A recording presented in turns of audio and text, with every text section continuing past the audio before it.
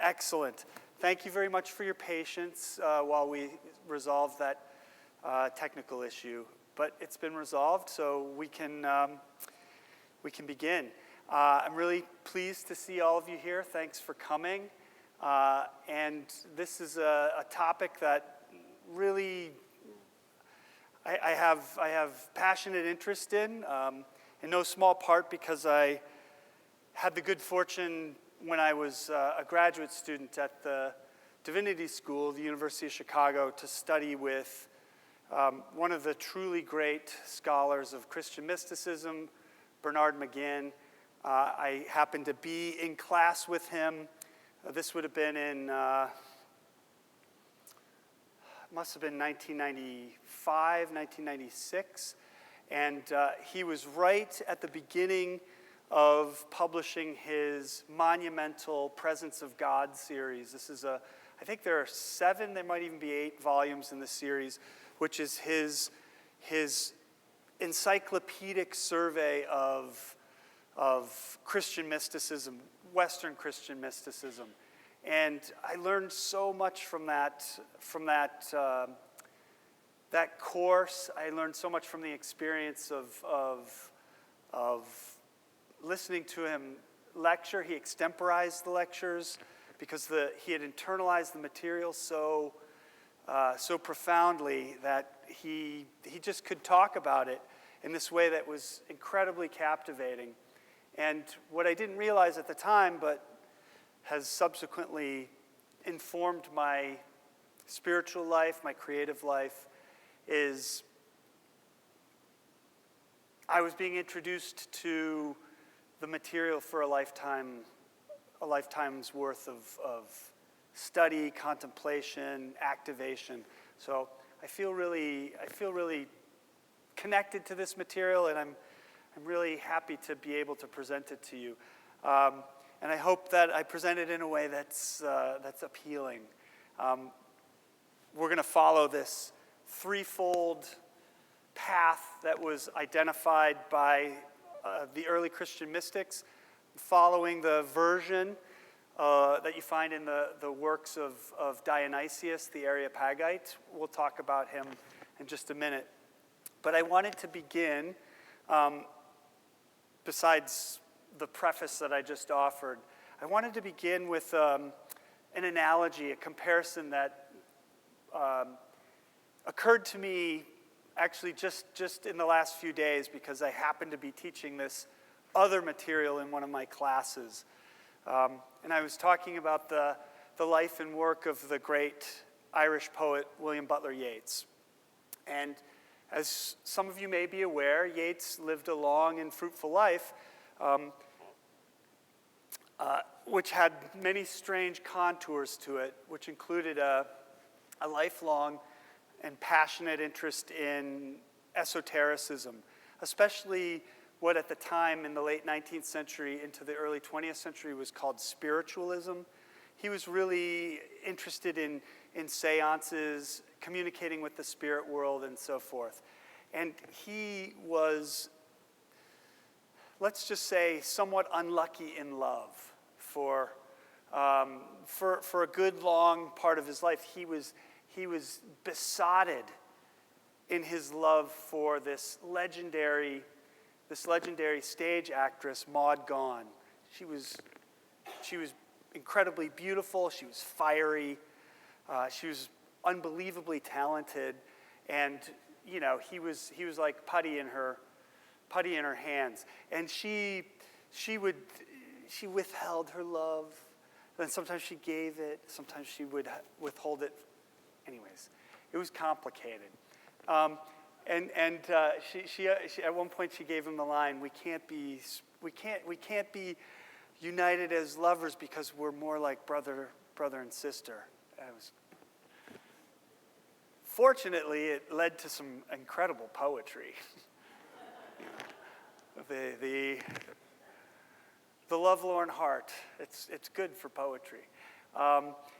So after Yeats turned 50, and he had produced all this incredible work, he was one of the most important poets of his time, writing in English at this point. And this would have been 1915. He met this woman named George Hyde Lees. She went by Georgie, and she was quite a bit younger than he was, and part of this sort of mystical circle that he participated in. And she, to his great delight, they went on their honeymoon, and she demonstrated she had this incredible proficiency with automatic writing. So that's the practice in which a person takes on a medium-like, enters a medium-like trance, and then just begins to speak on behalf of the spirit world through the pen or pencil. And she was incredibly skilled at this. And Yeats couldn't believe his good fortune. Like, he had a direct line to the spirit world. And he began to interrogate the spirits. He called them the informants. And he would, he actually, because he was still really in love with Maud Gonne, and he had developed an intense relationship with Maud's daughter, Isolde. And he would say, should I pursue Isolde? Like, he's married to George, and he's asking the spirits, and George is the medium. And to the credit of George and the spirits, they said, no, you really needed more rest. It would be good if you got some more sleep and ate better. But this is the point of comparison I wanted to share with you. So when he first started to communicate with the spirit world through his new wife, George, he wanted a complete explanation of the spirit world. And they responded to him, no, we have come to give you metaphors for poetry. Think about how cunning George Hyde Lees was to understand this is what she had to give to this. And at this point, I mean, he was, to repeat myself, among the most accomplished poets of his time, but he had yet to write his greatest work. He spent the last 25 years of his life essentially excavating all the material that he uncovered in this encounter through George with the spirit world. No, we have come to give you metaphors for poetry. That's exactly how I feel about my encounter with this Christian mystical material. At the time that I encountered it, I truly feel like the Holy Spirit was saying, no, I have come to give you metaphors for poetry. And that's the way that I approach the material. It's incredibly rich. It is non-rational. It does not align with our desire to explain or understand it in the usual ways that we process things rationally, but rather it gives us access to the kinds of things that I believe we imagine when we're thinking about poetry. One of the things that poetry does, I think one of its principal powers, is it's capable of snipping the thread of logic that holds things together, or we believe things require in order to be held together. That snipping of the thread of logic is the thing that allows us to explode into or dissolve into this kind of larger form of consciousness. So I wanted to present that as a comparison, or at least to give you a sense of how I orient to this material. I find it abundantly creative, endlessly resourceful. I don't claim to have any kind of understanding, perfect or imperfect, of the material, but it has sustained me, it thrills me, and I'm really grateful to be able to share it with you. All right. So I have a little script here to follow, which I'm going to. So, thus beginneth the actual lecture. And just for your interest, I plan for this to go maybe 40 minutes or so, maybe a little bit. It's in that vicinity, and then we'll have time for people who need to depart to depart without any feeling of commotion. And then those who want to stay and ask questions and chat for a little bit more, we'll do that for, maybe another 20 to 30 minutes, okay? So that's the plan, and if you're anxious about time, you can look above Father Bob. There's a clock. It telleth the time. All right. So, the classic formation of the threefold way to mystic union with God was first formulated by an unknown figure who called himself Dionysius the Areopagite. There he is. Okay? After a person who appears in the 17th chapter of Acts. He was most likely a Syrian monk who lived in the early 6th century. Dionysius taught through his coinage of the word hierarchy that the universe consists of a sacred order, a state of understanding, and an activity approximating as closely as possible to the divine. So that word hierarchy is one of Dionysius's coinages. It means the rule of the sacred, the rule of holiness. Okay? By envisioning this hierarchy, the soul is brought back to union with the hidden divinity. This process of vision, according to Dionysius, involves 3 stages. First, purification. That's going to be the topic of this evening's lecture. Or purgation. Sometimes it's called purgation. And the Greek word for purification is the word catharsis, which was taken up by psychoanalysis to talk about anything that causes you to sort of release your emotions and feelings. So purification or purgation, which is when the soul is cleansed of its stains. The second is illumination. That'll be next week's lecture. And illumination is theoria. And we get the word theory from it.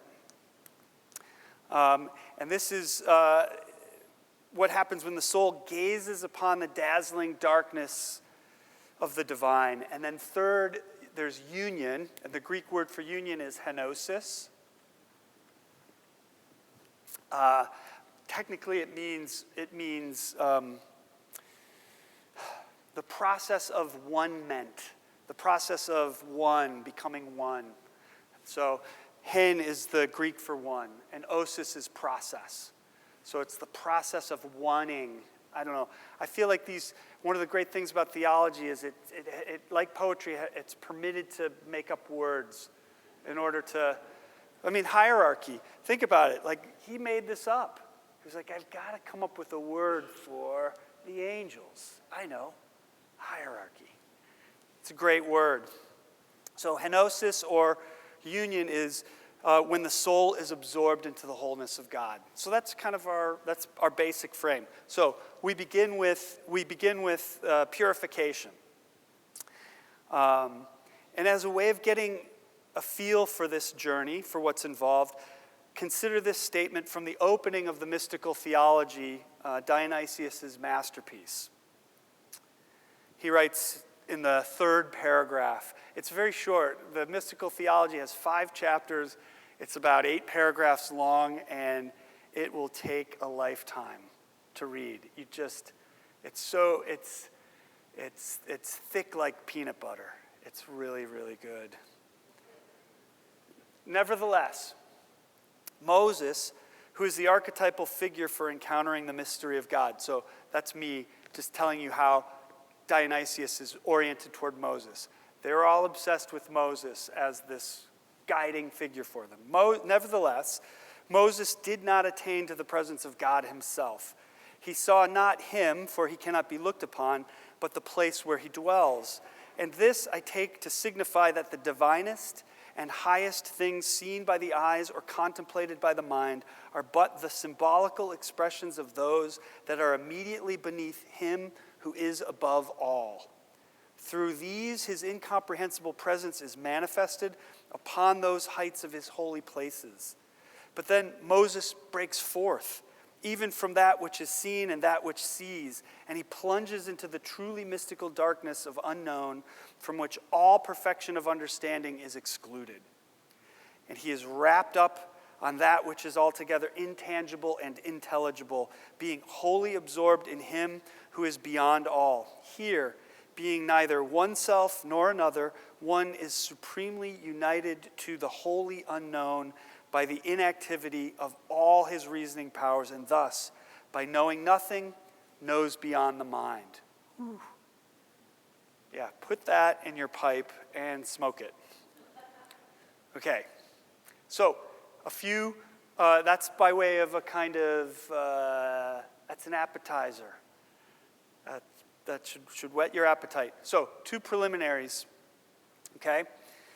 First, mysticism is generally understood to be ideas and experience that relate to a union with the divine. And from the outset here, let's state that while mystical experience tends to be favored as a way of understanding mysticism, it's impossible to separate its ideas, its theoria or illumination, from its experience. Mysticism is clearly a part of Christianity, therefore a context for understanding the religion. So even if you don't feel mystically inclined or you feel like you don't have a mystical bone in your body, encountering this material is indubitably a way to engage with Christianity as a whole, or, parts of it.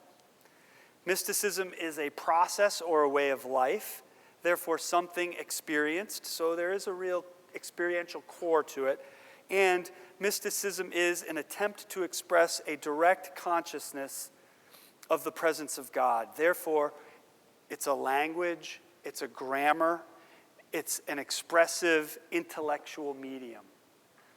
I like to think about it as a language. I like to think about it functioning like a language. That's in part why I wanted to give you the metaphors for poetry analogy. It's like that.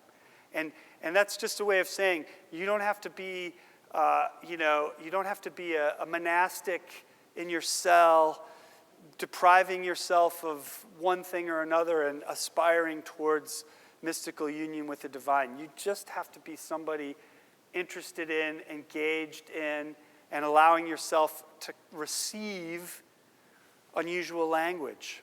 Like that's a way to generate a mystical experience of Scripture, of yourself, of your situation. All right. How does that? Where does that take us? It's going to take us to the great William James. There's his years. Psychologist William James, in his masterpiece, The Varieties of Religious Experience, reinforces the conviction that mysticism involves both personal religious experience and the expansion of religious consciousness, defining 4 states of the mystical. First, ineffability, which means that it defies expression, although those who experience a mystical state of consciousness may feel compelled to try to express it, and you might even say even copiously. So there's a lot of mystical writing which consists of, paragraphs and pages and books full of the mystic saying, I can't quite explain what happened to me, but let me try. Second, it has a noetic quality. This comes from the Greek word nous, which is the word for mind. It has a noetic quality, which means that it happens in the imagination, experienced powerfully as a state of knowledge. Sometimes what this can come across as is the noetic element is that it's all in your head. I want to stress, it's in your imagination. And your imagination consists of your entire person. It might be focused in an intellectual way. It might be focused in a way that you think of as belonging to your mental processes or consciousness as we locate it in our minds. But the imagination involves everything. It involves all of you, your whole self. Third, it's transiency, which means in James's words that mystical states cannot be sustained for long. Somewhat hilariously to me, he indicates that most mystical states of consciousness last for an hour, sometimes 2. I like that. Oh yeah, it's like an hour. You can have that mystical state for an hour. That seems like gold. That's a golden hour. I think most of us are looking for like 30 seconds. Just give me a little taste. And he's like, yeah, they last for an hour, sometimes 2. It's like, wow, that's great. As the experience fades, while it may dissolve in its details, it deepens in its richness. And I really want to emphasize that as well. It's not like you have a mystical experience, transient experience, and you think, oh, I got it all. It's going to dissolve, but it's also going to deepen. And in the depth will resound meaning for you. And then fourth, it's passivity. That's the fourth of the features, which means that even as you might prepare the way for mystical experience and consciousness, like let's say you're a devoted religious seeker, it is something that happens to you. It comes upon you. So the word I like to think of in relation to this is receptivity. It's not that you can't do anything about it and it just happens to you. You have to open yourself up. You have to be receptive. And in that state of receptivity, you're attuned. It can enter into you. Towards the end of the preface to the 1855 Leaves of Grass, Walt Whitman wrote, in order for there to be great poets, there must be great audiences. What he's talking about is receptivity. Like, you can't just do this stuff in a void. And there's a relational potency that's happening between you and the divine. So you're receiving it. You're receiving that gift. Okay, these James calls the mystical group. And with these four traits, along with the conviction that mysticism is an attempt to express a direct consciousness of the presence of God, let's move forward. But first, one more thing from James. You're going to like this. Here's his, this comes from the Varieties of Religious Experience, and this is one of his statements about consciousness. Our normal waking consciousness, rational consciousness as we call it, is but one special type of consciousness, whilst all about it, parted from it by the filmiest of screens, there lie potential forms of consciousness entirely different. Now, if I tell you that he wrote this sentence in relation to all of the nitrous oxide that he was experimenting with, I was hoping you wouldn't laugh, but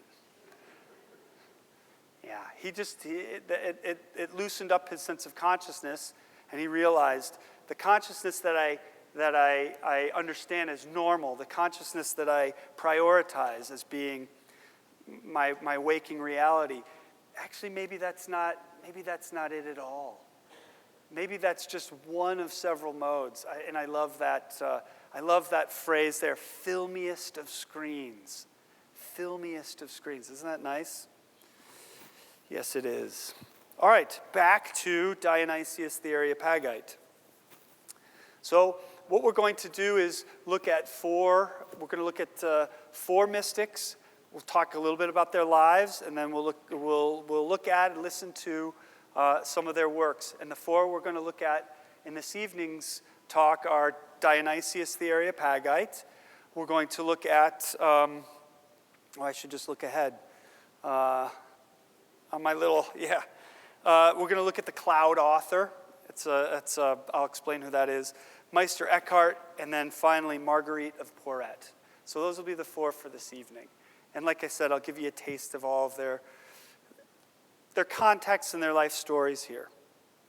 You'll notice there's two different, these are Orthodox icons of Dionysius. He's considered a foundational figure. And as I suggested earlier, he's named after the figure who appears in the 17th chapter of Acts. And for many years, for centuries, the writings attributed to him were believed to be those of this authentic New Testament figure. Eventually, scholars and readers, among them Martin Luther, who had knowledge of Greek and could tell that the grammar didn't match up with the grammar in the New Testament, suggested that, in fact, this figure was somebody who lived later than that, in the 5th or 6th century, probably in Syria, probably a monk. And from that point forward, he began to be referred to as pseudo-Dionysius. And in fact, that remains a prevalent scholarly way that he's referred to. The collection of his writings in English is through this amazing series, The Classics of Western Spirituality, published by Paulus Press. It says pseudo-Dionysius on the cover. So it tends to prevail. However, going back to Bernard McGinn, I'm following his decision to refer to the figure simply as Dionysius. Because the pseudo has a quality of slightly diminishing him. I don't know. There's nothing pseudo about this fellow. Look at that icon. That's a serious figure. All right. While it did not originate with him, or originate in him, apophatic or negative theology, apophatic. Well, there's a lot of fancy vocabulary here. Apophatic or negative theology found its keenest expression in Dionysius' writings. So apophatic theology emphasizes the fact that God is utterly unknowable and no human language can express anything true about the divine.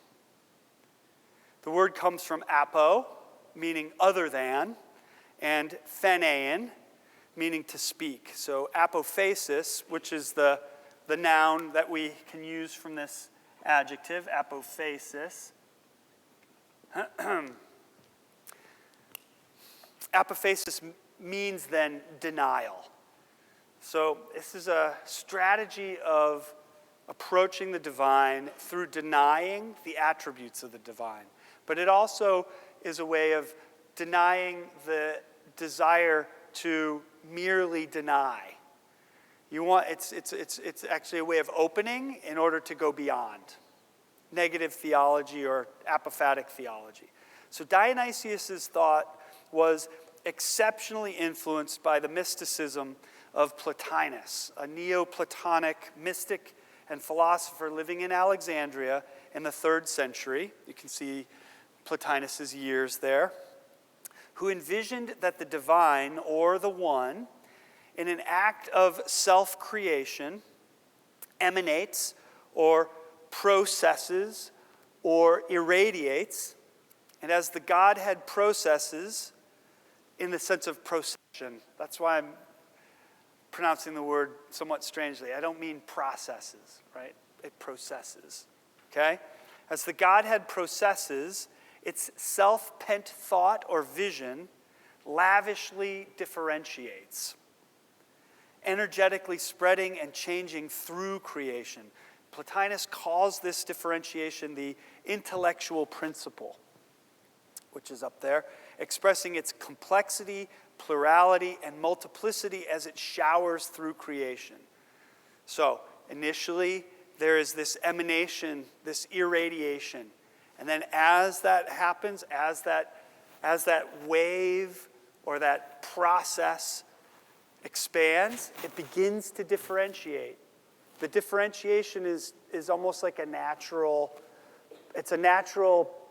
product of this wave formation.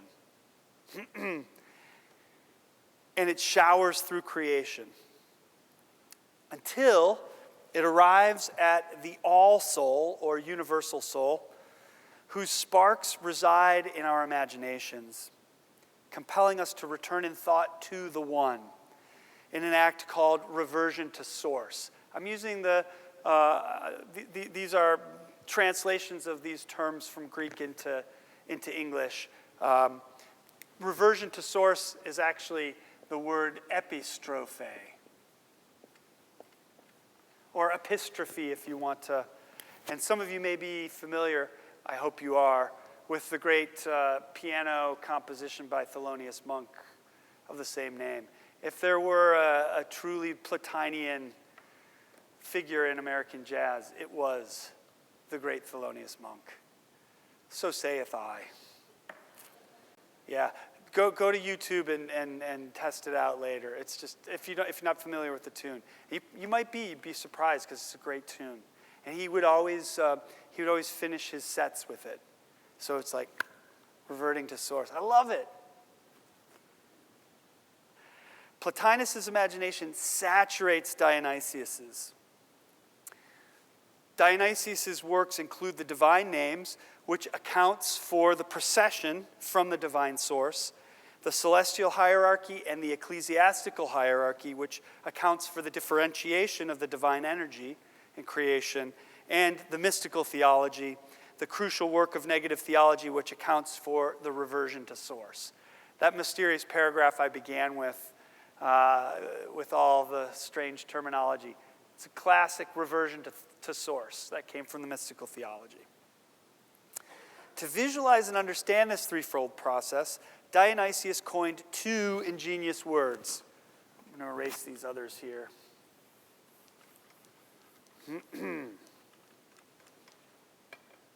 He coined two ingenious words. The first is thearchy. It's kind of a shame this one didn't catch on. It's his word for the triune God who communicates himself in creation. Effectively, it's a synonym for the Holy Trinity. Thearchy. Archos means rule. The the is theos, so it's the rule of God.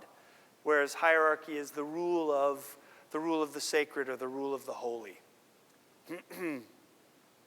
The second is hierarchy, and to repeat the definition I gave you earlier, it's a multiple yet ordered manifestation of the divine source. And I'm getting both of those definitions from Bernard McGinn, so I'll attribute my source. I'm happy to attribute the definitions to that source. So Dionysius's celestial, there's the terms if you're curious. Okay, I'll leave that up for a few minutes if you want to jot it down. Dionysius's celestial hierarchy is perhaps the most vivid flowering forth of angelic spirituality in Christian history.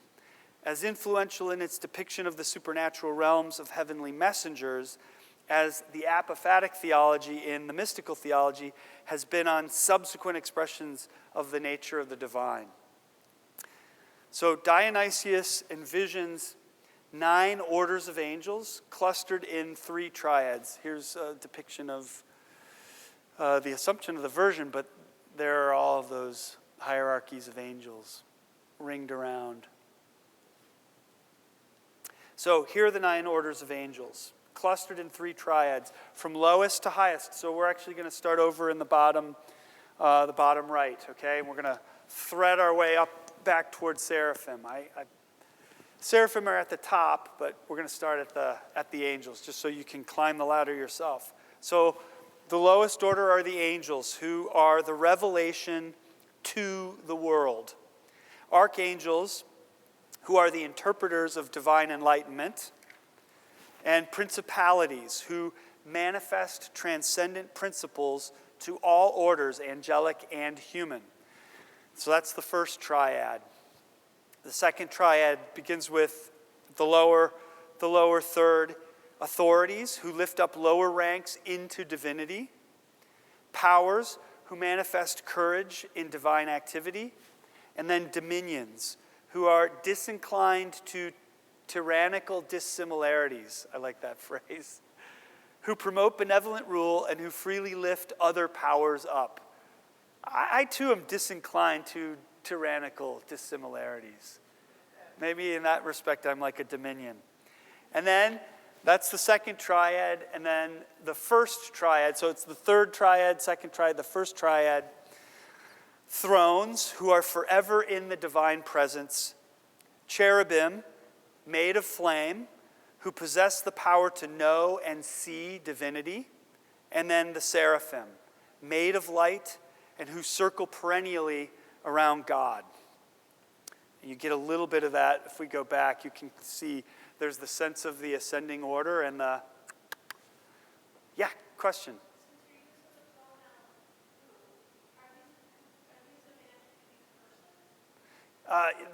In the sense that they're created beings, yes.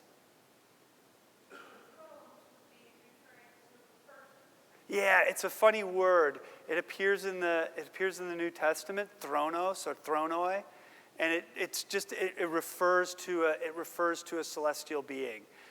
But we in English use that word to refer to a chair. It's different. It just happens to be the same word. Yeah. Whereas we're aware of cherubim and seraphim. I mean, we hear that, but we think of cherubs as like the little pootie, the little naked babies with the wings, and they're great. But I do. Who doesn't love those? But the cherubim are the angels of flame, scissoring flame, and they are the ones placed at the gates into the Garden of Eden. Like they're whirling their flaming swords, preventing any person from re-entering. Yeah, so these are like terrifying. These are terrifying beings. Yeah, but they are beings. They are created. Okay, for Dionysius, the angels are theophanies or illuminations of divine attributes. And what they reveal are the energies in whom and through whom God is ceaselessly manifested in creation. In terms of visionary Christianity, the celestial hierarchy has no equal in its influence in art and poetry, except perhaps the Transfiguration. Some of you know how much I dig the Transfiguration. I also dig the celestial hierarchy. In terms of Christian mystical theology, Dionysius' negative theology, which we're going to get to in part in next week's lecture, and also some more in the lecture after Thanksgiving. Dionysius' negative theology, which performs the function of catharsis, I erased it already, in which the soul is cleansed of its stains, has exerted radical influence. If the celestial hierarchy permits us to visualize the differentiating energy of God's creation, Dionysius' negative theology enables us to begin the mysterious and often arduous reversion to source, shedding our visualizations and understandings in the movement towards total union with God.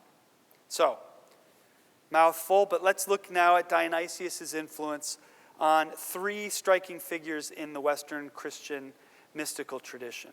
So, first, we have the Cloud Author.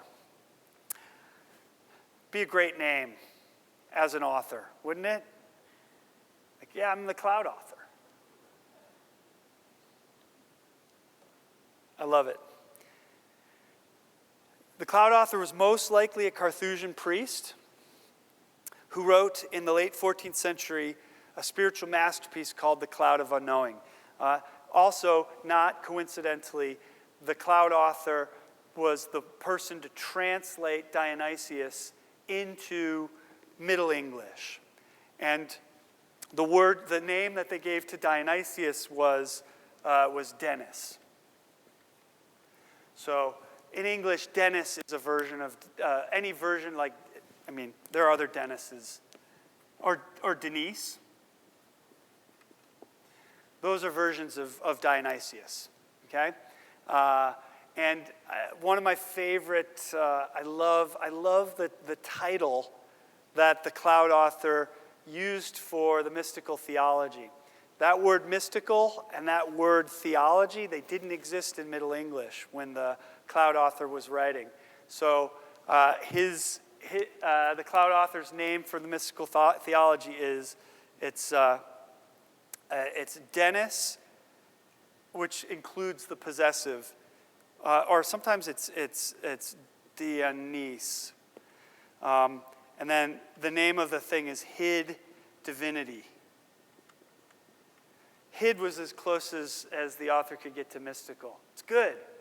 And I like the spelling of divinity. It looks like dynamite. Because that's what it's like, encountering the divine. That's actually a page from the manuscript. So that's Dionysius. That's the Cloud Author's writing. All right. So he wrote this masterpiece called The Cloud of Unknowing, which was written as an instruction manual for a young contemplative apprentice. As a result, its tone is gentle and generous, coaxing the young monk to seek the unknowable God through love, specifically the sharp dart of longing love. I recommend this text to you unequivocally. It's really just beautiful and, like I said, very tenderly written. And I want to give you a taste, which is chapter 6 from The Cloud of Unknowing, which is has a title, A Short Explanation of Contemplation in the Form of a Dialogue. Now, this is the Cloud author writing to his apprentice. Now you say, how shall I proceed to think of God as he is in himself? To this, I can only reply, I do not know. With this question, you bring me into the very darkness and cloud of unknowing that I want you to enter. Through grace, a man may know completely and ponder thoroughly every created thing in its works, yes, and God's works too, but not God himself. Thought cannot comprehend God, and so I prefer to abandon all I can know, choosing rather to love him whom I cannot know. Though we cannot know him, we can love him. By love, he may be touched and embraced, never by thought. Of course, we do well at times to ponder God's majesty or kindness for the insight these meditations may bring. But in the real contemplative work, you must set all this aside and cover it over with a cloud of forgetting. Then let your loving desire, gracious and devout, step bravely and joyfully beyond it and reach out to pierce the darkness above. Yes, beat upon that thick cloud of unknowing with the dart of your loving desire, and do not cease, come what may. It's good, and that's at the beginning of it. Like, think about what's kind of come after that. It's such a beautiful text. And the Cloud author is, he's besotted with Dionysius' mystical vision of reality. And this text has exerted a really, an impressive influence, not just in terms of Christian mystical literature, but also in terms of English language literature. Because again, to go back to my initial analogy, it's just this incredible metaphor, cloud of unknowing. You don't quite know what it means. In the words of the Cloud author, I don't know. You don't quite know what it means, but it works in you in this way. And then to compare it to this cloud of forgetting, which is somehow different, it's intriguing. Okay. Next, Meister Eckhart.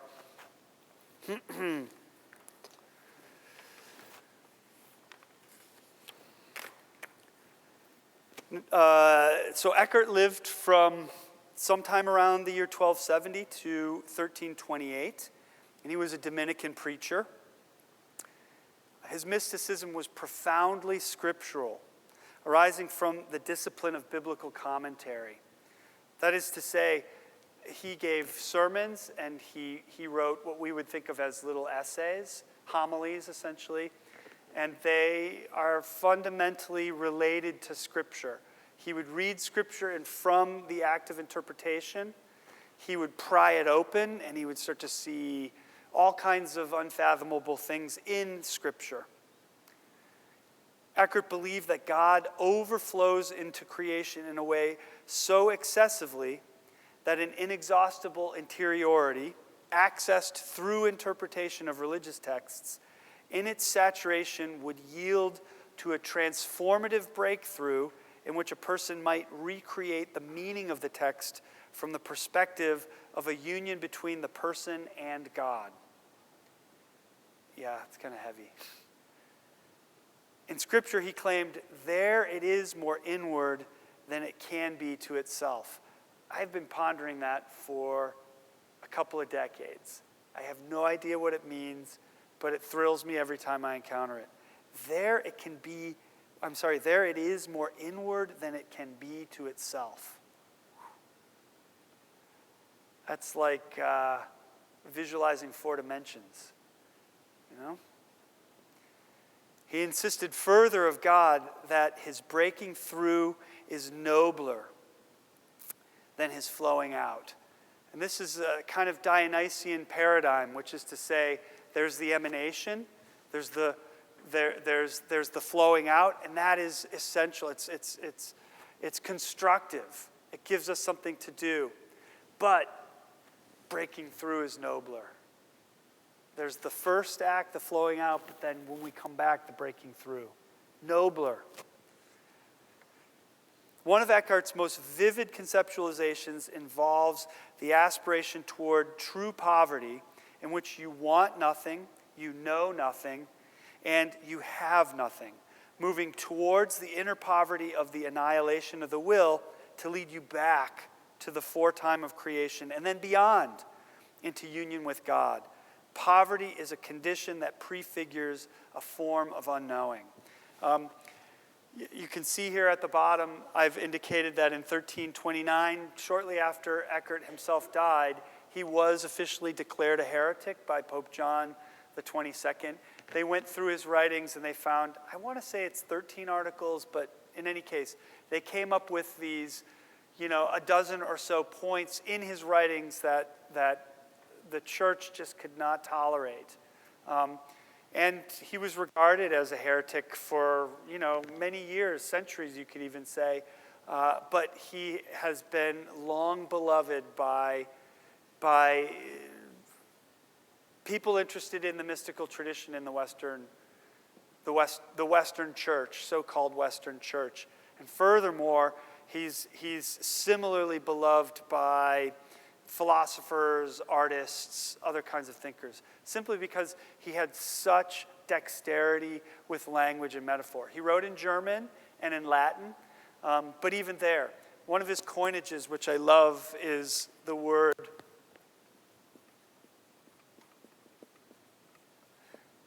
ebolitio, which is his word for the overboiling of God. So one way to put it is, creation is God overboiled.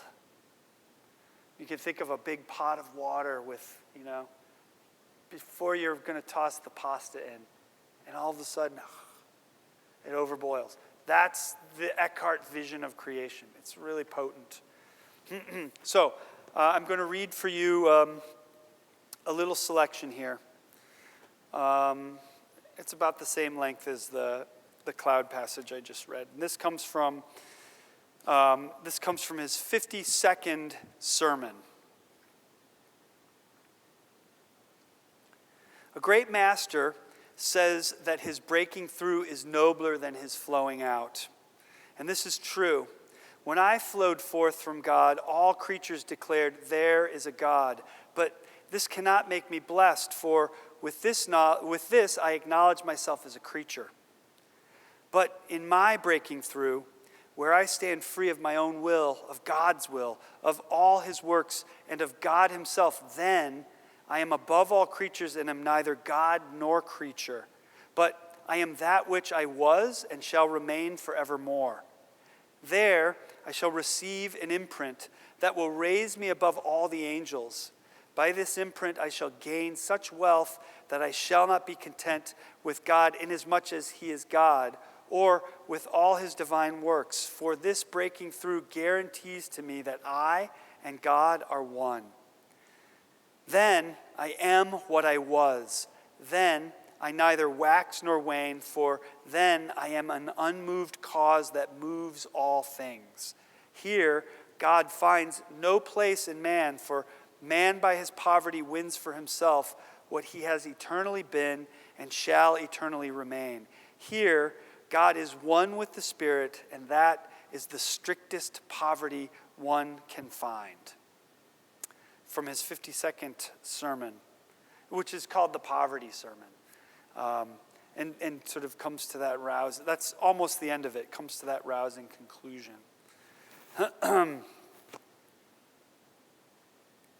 Okay. Finally, there's Marguerite of Porete, who died in 1310. She was burned at the stake in Paris. As a heretic, after she refused to stop circulating her book, The Mirror of Simple Souls, or The Mirror of Annihilated Souls, both titles.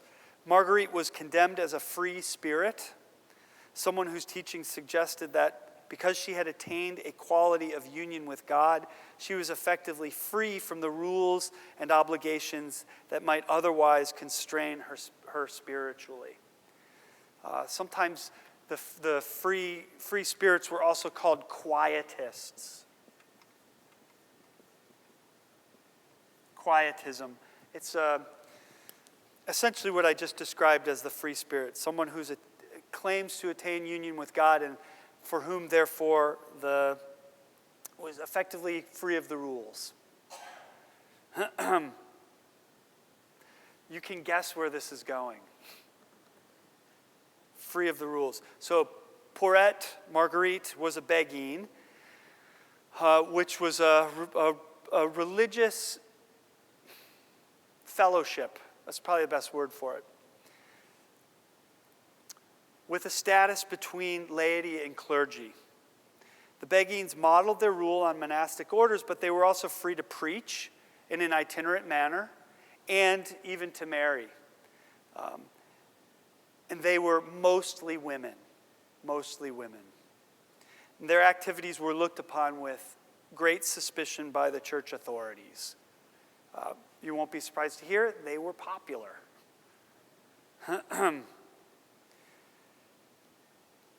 The mirror centers on a deeply apophatic form of mysticism involving the annihilation of the created will through the power of totally disinterested love.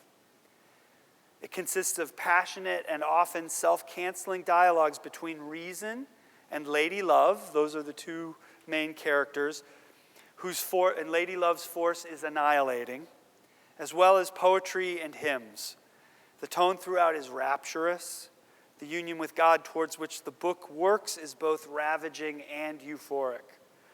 Lady Love instructs reason that it must work to disencumber the soul of the person from her will, which happens through several mysterious agents, whom she sometimes names God, sometimes far near, which is one of her names for the Trinity.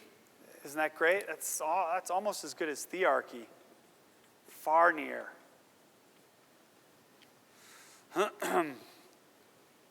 And sometimes the Trinity itself. And Lady Love insists that the understanding of the annihilated soul exceeds Scripture, human sense, and all human works. So, I'm going to finish here with a passage from The Mirror of Simple Souls, or The Mirror of Annihilated Souls, give you a taste of Marguerite's work.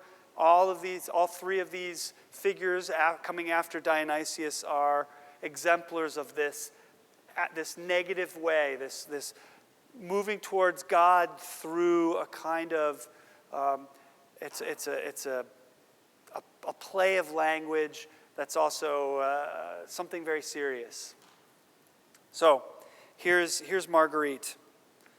Given by the Most High, in whom this creature is ravished by the fullness of understanding and becomes nothing in her understanding, and such a soul who has become nothing has everything, wills nothing and wills everything, knows nothing and knows everything.